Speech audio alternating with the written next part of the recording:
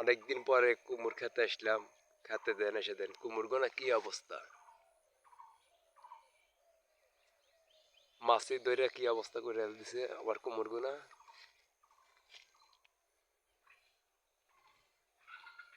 কি অবস্থা, আমি এখন এক গাছে আমি গরুর দুধ দেব, কোনো মাছি মাছি না ধরে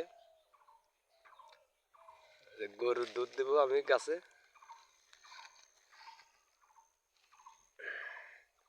এটা হলো গরুর দুধ।